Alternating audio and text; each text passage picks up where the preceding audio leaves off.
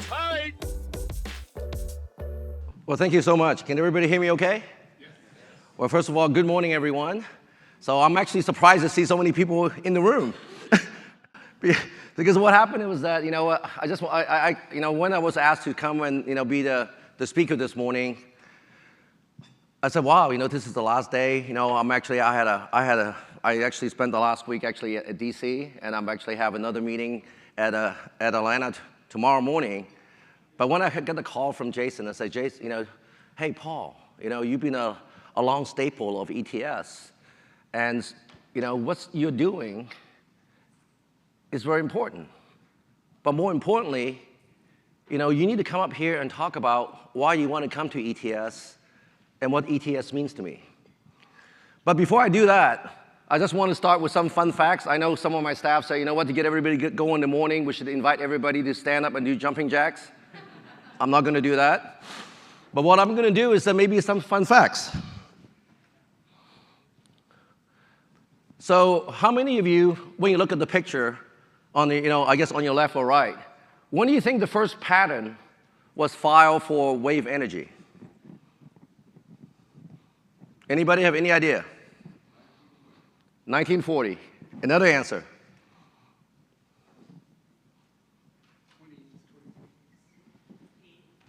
Any idea at all? It's actually in the 1799. A patent has been filed to capture wave energy. I didn't even know electricity was invented back then. But there's actually people who were thinking about how to harness nature. What about the picture in the middle? When do you think wind energy was actually first brought on? Or at least have a pattern that actually got brought on?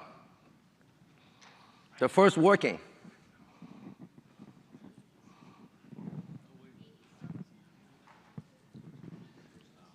It's in the 1800s. And the first one coming through was 30 feet high, and it was just enough to power the scientist's lab and his house. Guess where we are today? So what you see in the picture in the middle is the new Vestas turbines that we just installed. It is, how high do you think that thing is? It's over 500 feet. It's twice the building of the state capitol. And how long do you think the blades are? I heard somebody said 200-some feet? Yes, 250 feet. And that thing actually powers, each one of those turbines generate 4 megawatts. And the very far right picture, how much energy do you think the sun produces in a day? And it said, there's enough energy to produce by the sun, enough to power all of the US, just 1 hour for the whole year.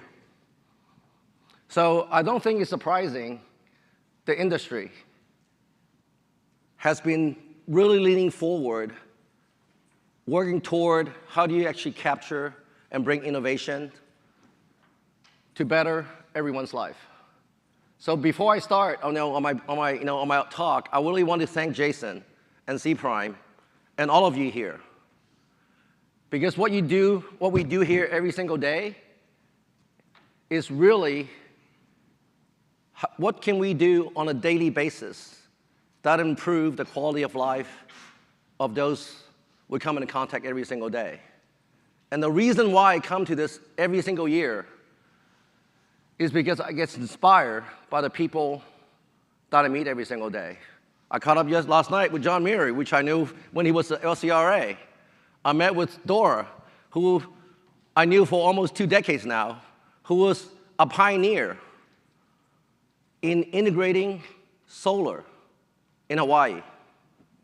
And then I also, see Dwight this morning, talking about, how do you actually tackle one of the biggest issues facing mankind, which is climate change. So with that, I want to thank each and every single one of you. Because every time I come to an ETS conference, I feel inspired. I meet with people here, who are willing to be courageous and push the envelope to make the world a better place and to really help not just the US, but the world transition to a just, equitable transition to a clean energy future. And you heard all the panels yesterday, right? You know, from DOE, from the utilities, from the vendors, about what they're doing to advance those causes. So I think when I first became CEO at SMUD, which is 3.5 years ago, for those of you who don't know, I've been with the company for 42 years. And I became the CEO 3.5 years ago. So I'm known as the overnight success of SMUD. And I said, if you define that as a success overnight, that's, I guess, 38 years is overnight success. But when I first became, the reason why I wanted to become a CEO, people has always asked me, why do you want to become a CEO? And I said, SMUD is in the perfect position. We have the great fortune, we have a board that is extremely progressive and extremely community-centered. And we have stable management for the last 3 decades. So each general manager has been able to build on the success of the previous one. So I was able to build the success on my predecessors, Alden Orchard. He was able to build upon the success of John Zastasio, who was able to build the success of Jan Shorey. So when I became CEO, I said, California and SMUD is in the perfect location to do something that the community is asking for. So we put in something called a 2030 Clean Energy Vision. I think I came to talk to ETS 3 years ago. And this was a vision. We said, we want to be bold. So we said, what are the things that's important to our communities? And when we talked to our communities, we said, you know what? You're an electric company, so certainly you need to focus on reliability. So you need to maintain your world-class reliability. And second thing is that you got to make sure the rate is affordable. So that means you cannot actually raise rates faster than inflation because every dollar you take out from the rates, you take out from the local economy. But more importantly, when we actually talk, especially the younger generation, they are worried. They're worried about climate change. They're worried about what the future holds for them if our generation doesn't do something about it, but more importantly, if you don't do something quick enough. So with this, we said, okay, well, this is our bold vision. We want to be one of the first major utility in the US to try to get to not net zero, but absolute zero by 2030. So let me say that again. This is absolute zero. This is to completely remove the 2 million metric tons of carbon that's emitted by 5 gas power plants. And on top of that, when you talk to our community, they also care about air quality. They care about equity. They care about what is this clean energy transition is going to do for me. And so we said, you know what? SMUD, we're a local anchor institution. Everything that we do is about our customers, about communities. So that means we got to be a powerful partner, a trusted partner for clean energy transition, for inclusive zero carbon economy. And in fact, I think I have one of my board of directors here that was very bold in terms of even changing our mission and vision to improve the quality of life on the Sacramento region and also for our customers. So while we said it's great to have a vision, it doesn't mean anything unless you can actually implement the vision. And so we actually came up with a 2030 clean energy vision. And I won't go into the details of it. If any of you who is interested, we have it actually on the website. It's about a 24-page executive summary and 140-something pages if you want to get to the details on how we want to get there. But what I want to talk about today is not really about what the plan, what's significant of the plan. It's really how do we do it? So we say, you know what? To get to where we want to go, you really need to think about partnering because you can't get there alone. First, you need to partner with our board and the regulators to making sure that we align. Then you got to partner with the industry. Then you got to partner with your customer, your communities. And you need to partner with your employees to making sure that you're all aligned and we're rowing the boat together. So, when people ask me, what did you learn the last 3.5 years to go to where you are? And I said one thing. It's really about partnerships. Because if you don't partner, and you don't send the invitation to invite everybody who thinks like you or who is, who has the same mission or alignment that what you want to do, you're not going to get there. So when we actually put our plan, before we even put our plan together, we actually had, I think, 24 community meetings with over 800 SMUD customers with 52 organizations to ask them what they want. And after we did that, we put the plan together that you saw a little earlier, and that's how we actually got there.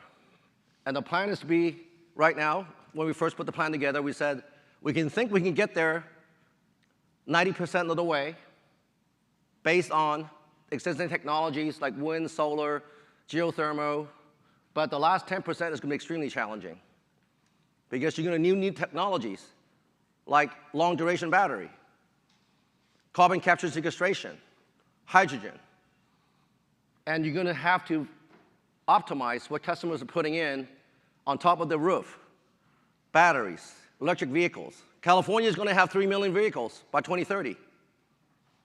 And California is going to stop selling electric vehicles by 2025. So how do you actually do that and get there together?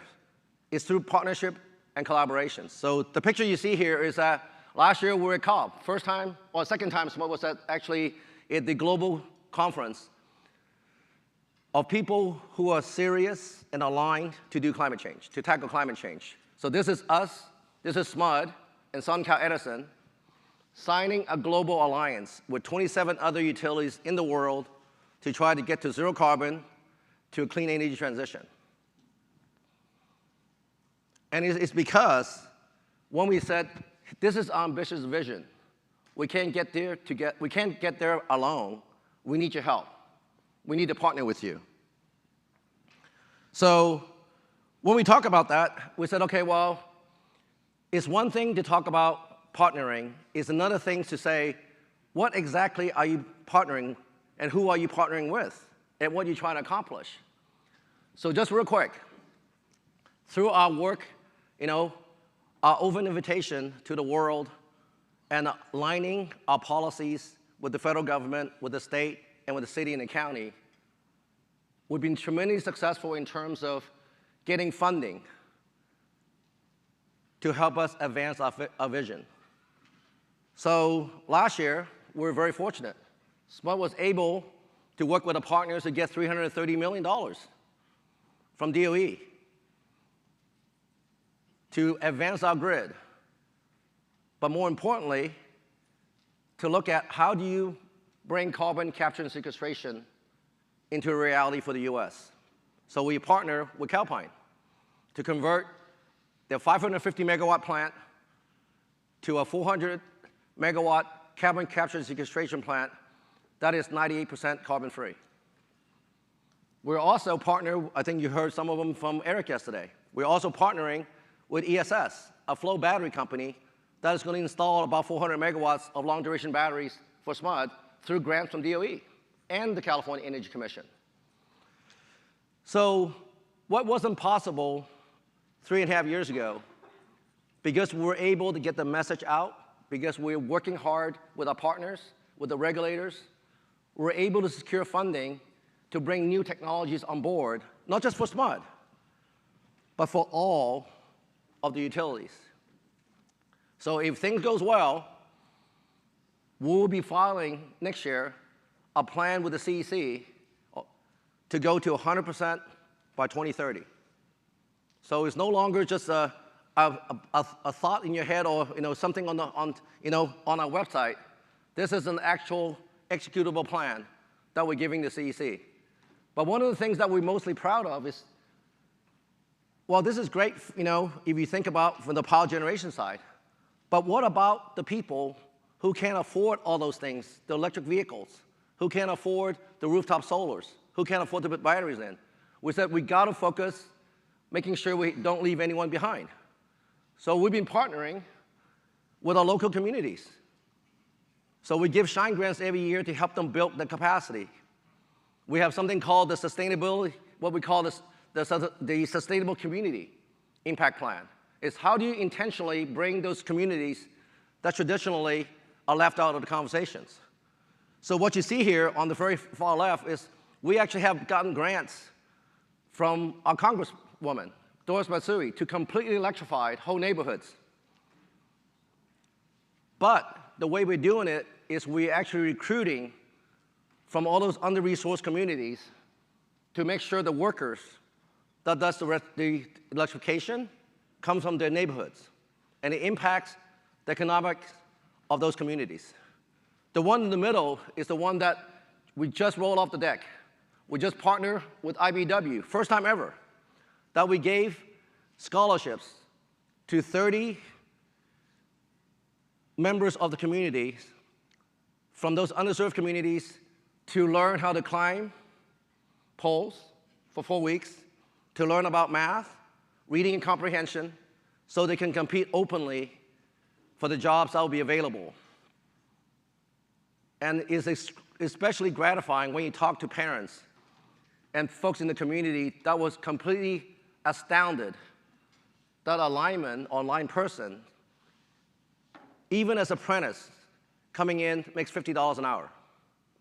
And when they're done, they make $80 an hour.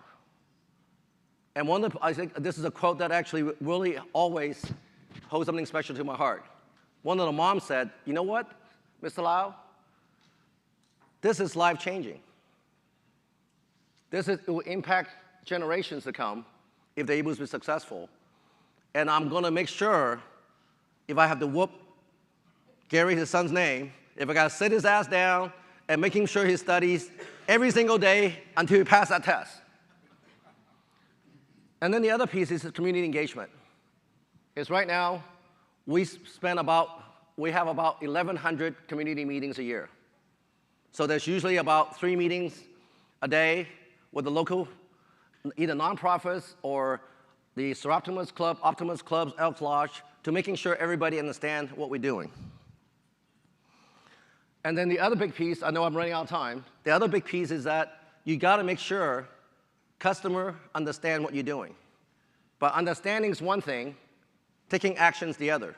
So we have programs right now to try to get our communities to engage into what we're doing. So we have launched programs, what we call VPP, to have low flexibilities. We're giving customers $2,500 to install batteries if you allow us to use it a few times a year. We're actually asking you to call us first if you buy an electric vehicle, and we give you $1,000. In fact, you can click on the SMUD website, it'll give you the rebate and actually put you in touch with a contractor and make it as easy as possible. People say, why do you do that? Well, we do that is because we want to make sure the customer is getting the right information. Because I don't know about you guys, in California, we have customers calling me and said, hey, I just bought 2 Teslas, and I would like to have 2 19.2 kW chargers installed in my garage. And you guys know, right, electric industry, a 19.2 kW charger is 80 amps. So they need 200 amp panels, and they don't need it. Most customers do not need to charge 80 miles per hour at home. So we're trying to get ahead of it so that the customer is making the right decision, and it doesn't negatively impact our grid for reliability. And then the other piece is that we want to make sure, and we know that's one thing that SMUD does, everything that we do, we need to have a 95% customer sat rate. And if you have customers that join your programs, they're happy with you. You know, they like you when they join the first one. They like you more when they join the second program. They love you when you have 3 programs that sign up with you. Because this is how you're going to build trust with the community. And in closing, we also have something called Joint the Charge. We said, well, this is great, but we want to make sure people actually take action when we go out there and talk about our vision and our plan. So we have something called Joint the Charge.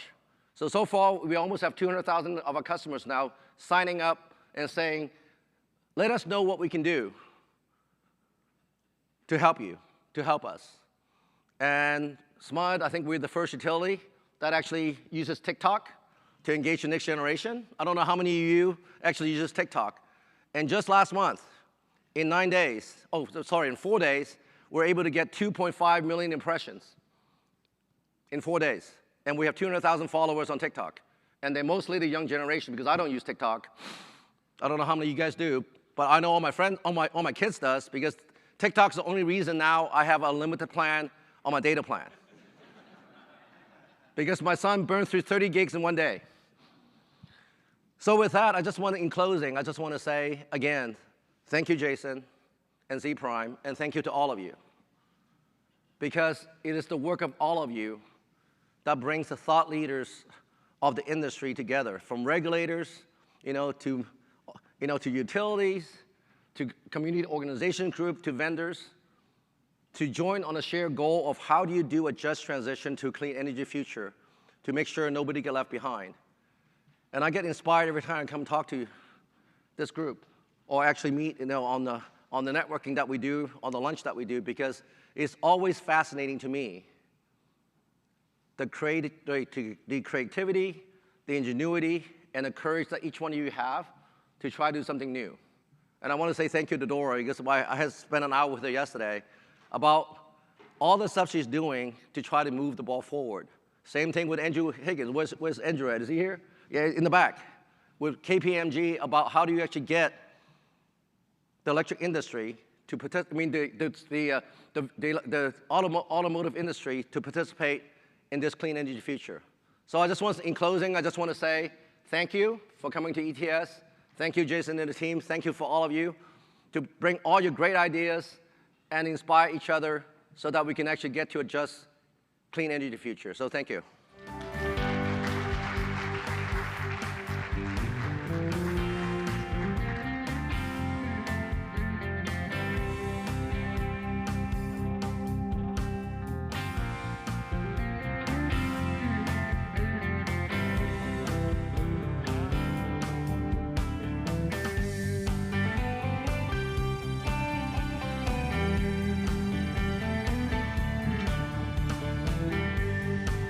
All right, thank you, Paul. We're moving into an awesome panel now. And so I will pass it off to John Meary, President of